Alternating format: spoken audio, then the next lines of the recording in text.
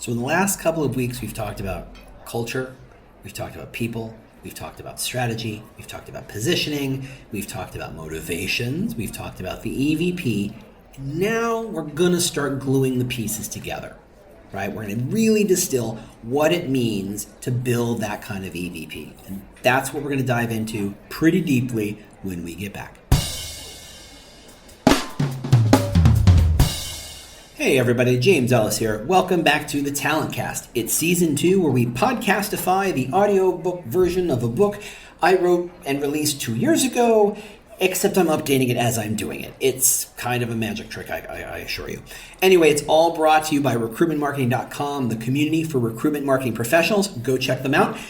They have a huge community, got a lot of content over there, and they do an Ask Me Anything with some guy called Me. They're going to do a couple of them, to be perfectly honest, but there's another one coming up May, I want to say 24th. I don't remember exactly. You'd think I know this information, but I don't exactly know when this episode drops.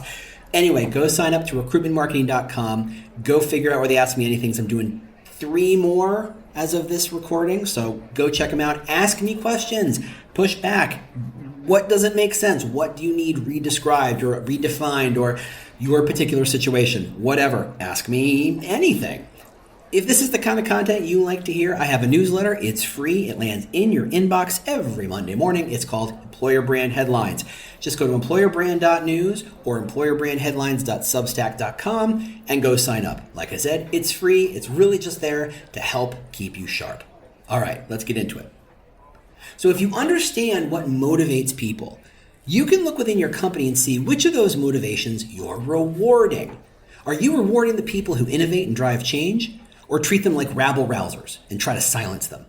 Are you promoting the people who cultivate your togetherness culture, or do you focus on the ones that do the best individual work? When you say you're trying to save the world, are you recognizing the people whose work towards that goal is really changing, moving the needle? Or do you reward the people focused on developing their own careers? Remember, a culture is built and fostered on these decisions. What you reward is who you are. These cultures align or are counter to people's motivations. So if you're rewarding the people who best align this culture, you're reinforcing the culture and telling like-minded people this is what we're about and this would be a great place for them. If you reward individuals who excel at, say, individual achievement, you're reinforcing a culture where teamwork isn't as valued, but rock stars and divas, absolutely. And this is what people talk about. This is what people notice. This is what they comment upon and will attract more divas and rock stars, thus reinforcing the culture set by what you choose to reward, right? It is a self-fulfilling prophecy. Your goal is to take all these elements that make up your company and distill them until you craft a simple positioning statement or simple positioning concepts, all the motivations you could support, which of them are most meaningful, which are most effective, and in a way that separates you from your competitive set. It's not an easy job. Just as Volvo could have said it was a reliable car or an attractive car or a car that made you look more appealing to others, it focused on a message that other people ignored. It carved out that space in a very crowded car market, calling itself a safe car, and then being able, because they proved that they were safe, they were able to charge people a premium for it. In a way, that's your goal. The more you can reinforce this idea that this is what you're all about, there's enough proof points out there that there's no kind of equivocating, there's no kind of missing it, that this is really what we're all about, the more people who want that sort of thing will say, I want to be there. But there's a chasm between the idea of your positioning, i.e. the things the motivations that you feed, and the message you tell the world. You have an existing corporate and consumer branding, and chances are you are not responsible for it.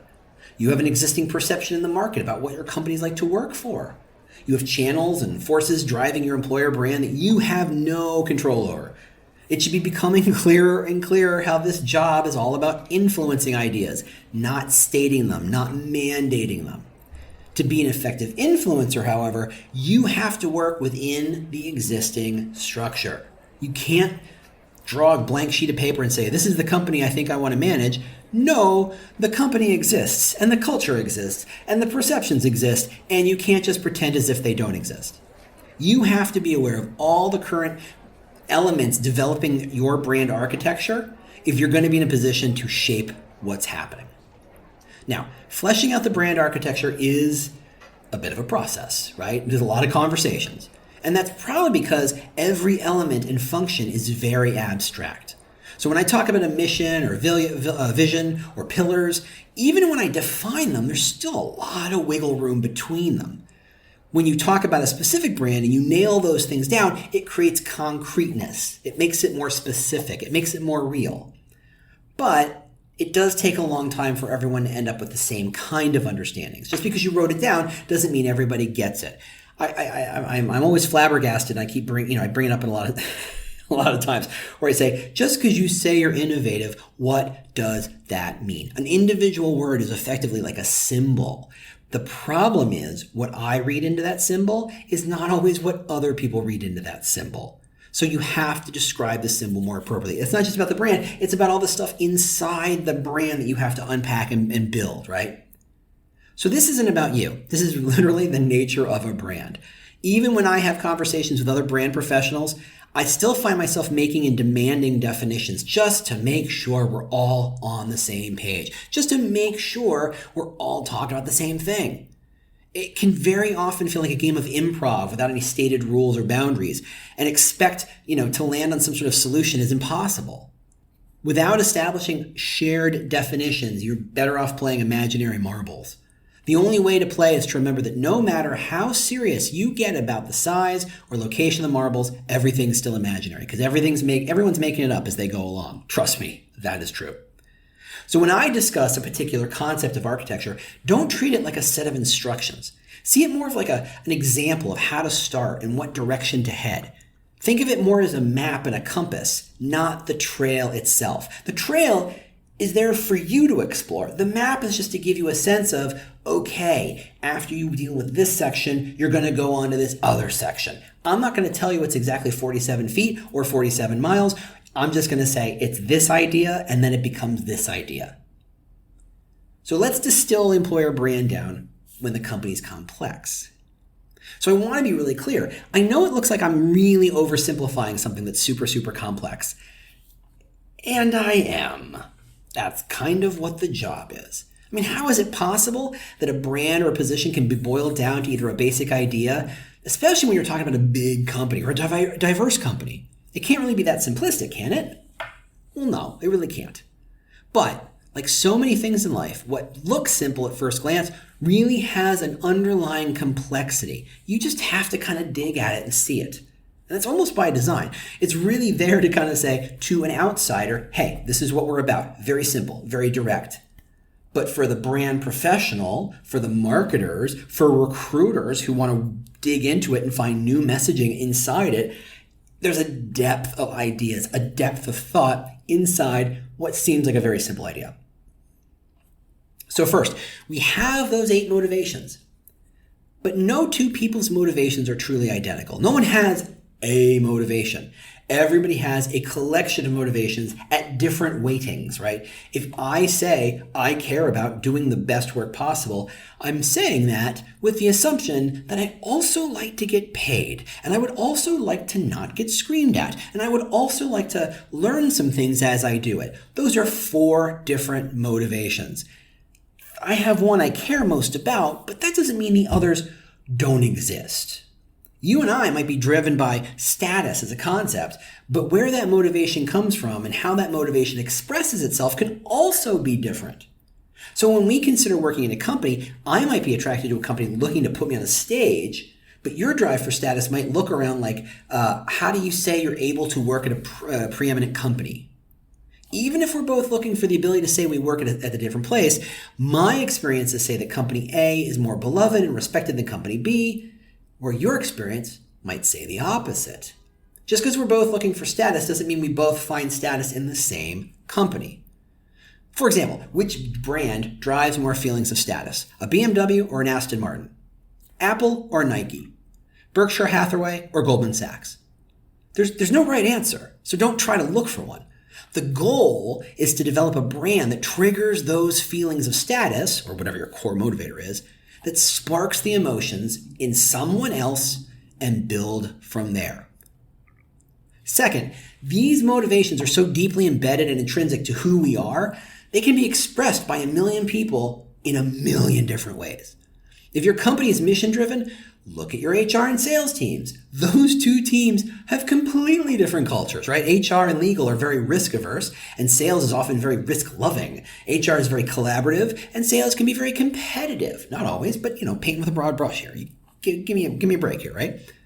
But they can all be focused on a common mission, whether it's changing the way people think of travel, or saving the seals, or whatever. It doesn't matter.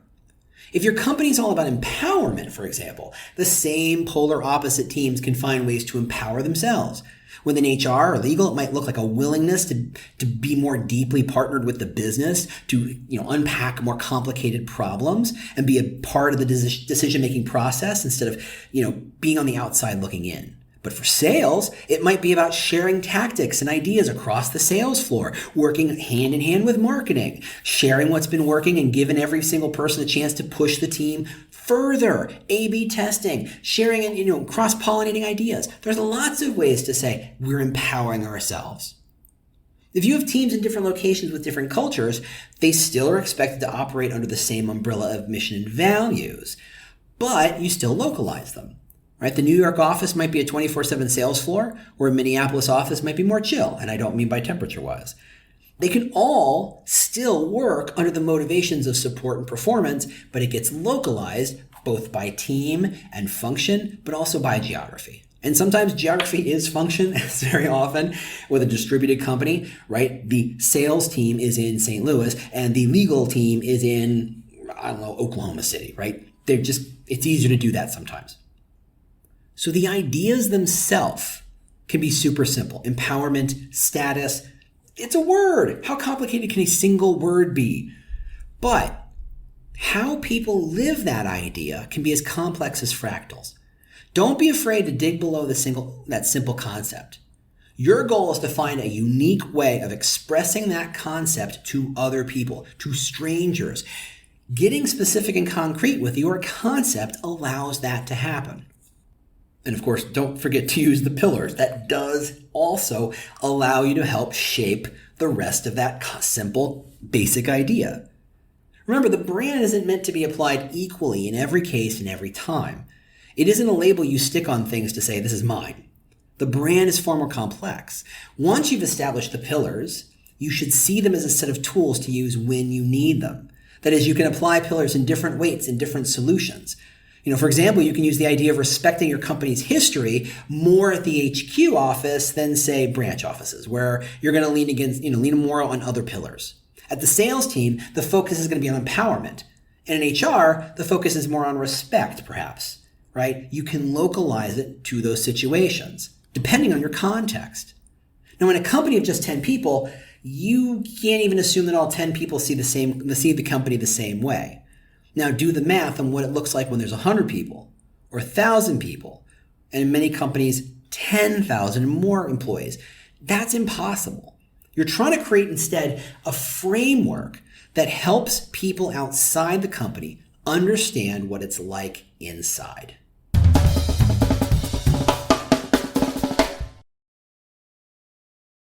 The world's best-known investor and Wall Street expert Warren Buffett once said, "Wall Street is the only place that people ride to in a Rolls-Royce to get advice from those who take the subway." Mr. Buffett's quote is remarkably accurate, but how many people would rather receive advice from him than someone simply guessing? Welcome to Buy, Hold, Sell, your single source for Wall Street knowledge and profitable guidance. Please join me, Todd Schoenberger, and fellow trader Tobin Smith, as well as host Veronica Dudo, for a podcast known to move the needle for investors. Tobin and I are seasoned Wall Street executives with deep investment experience, and we are prepared to share our advice to those who choose to listen. Download Buy, Hold, Sell today on the Evergreen Podcast Network or your favorite podcast channel.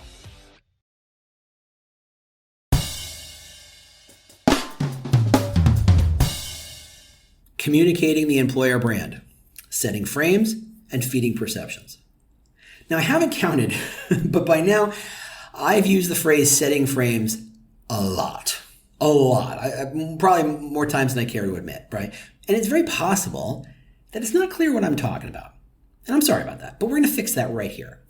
Frame setting is a concept that says how you look at something is as important as what you're looking at. So if you want to understand something, you can look at the thing, but you also need to understand the context in which that thing exists, because the context plays as much of a role in understanding and judgment as that thing itself. So in other words, the lens through which I look at something has as much of an impact as the thing I'm looking at.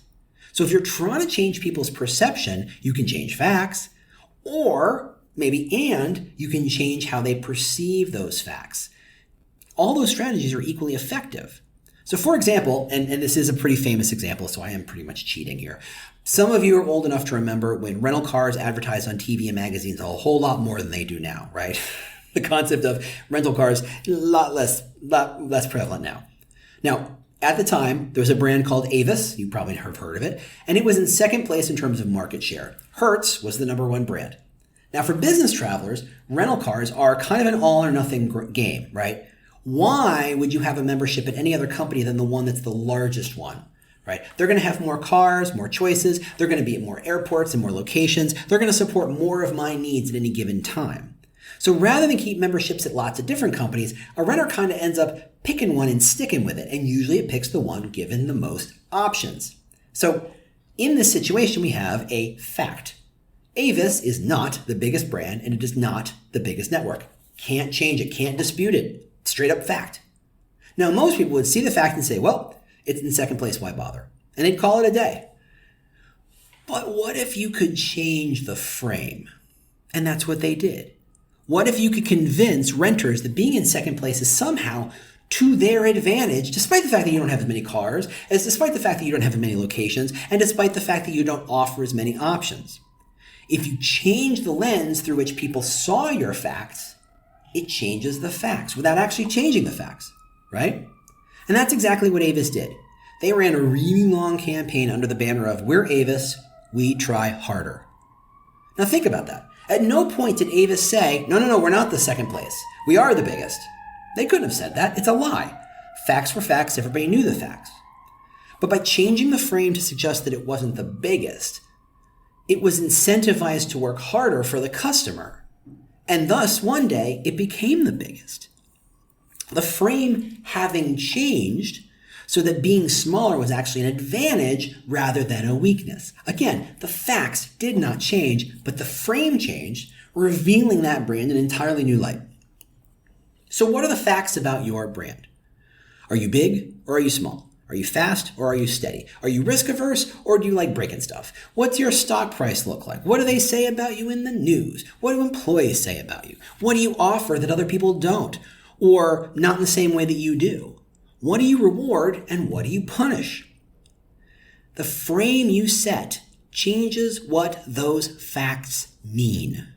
If you're a company that's risk averse, let's call that a fact, you can set the frame to say your customers and clients come first, so you never make a move without making sure it's the right move. Fact didn't change, but the frame suddenly makes that fact seem much more interesting.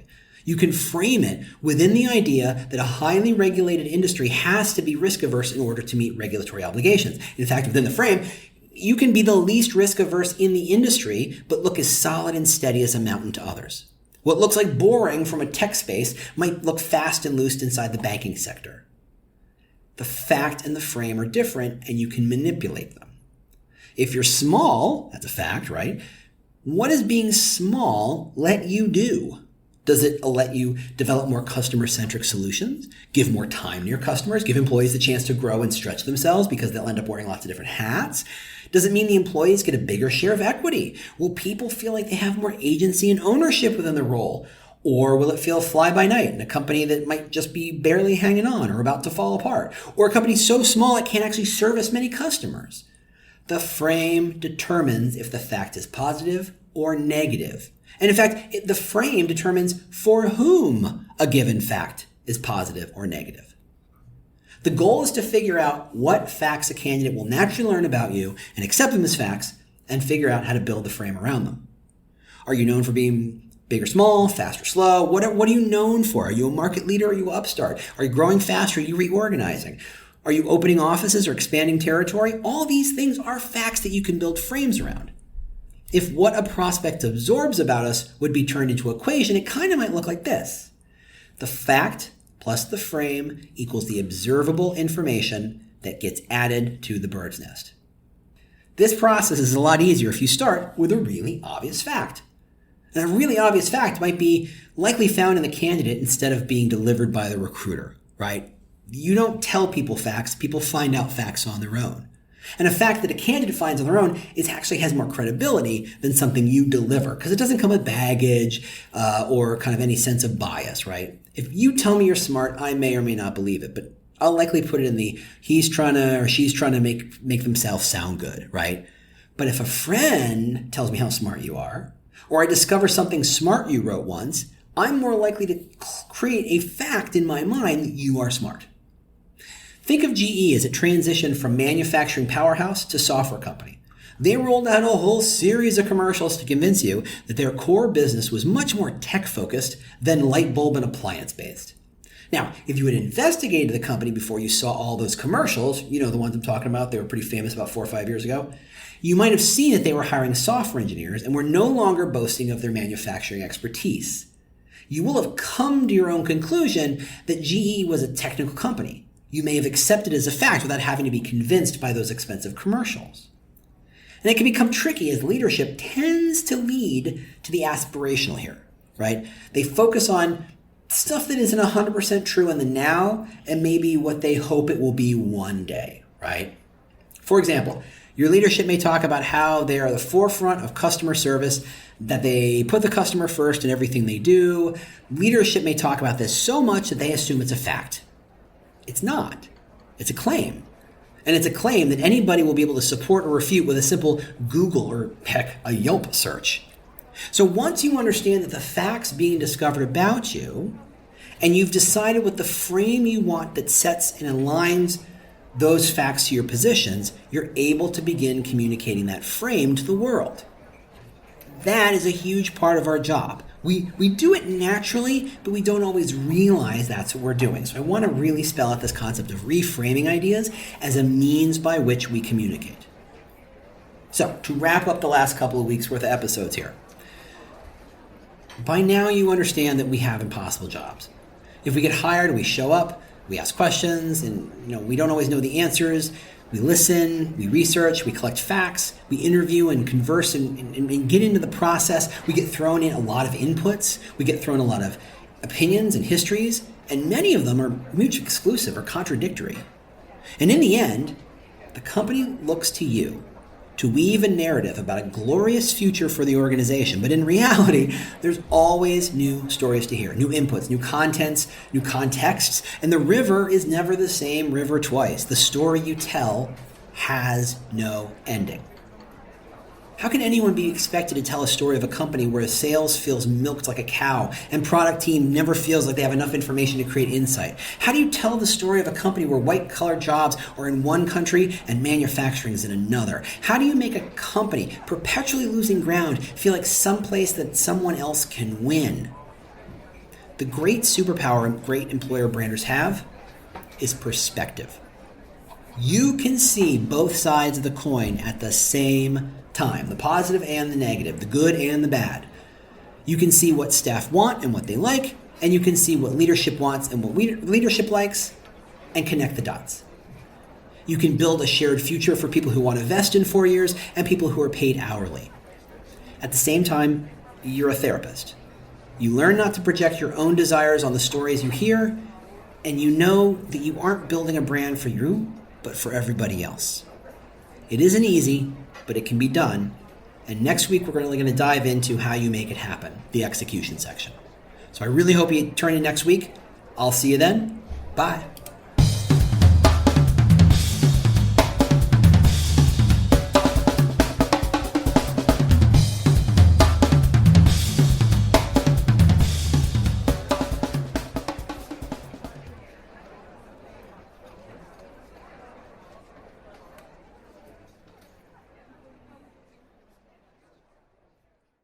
Do you love news about LinkedIn, Indeed, Google, and just about every other recruitment tech company out there? Hell yeah.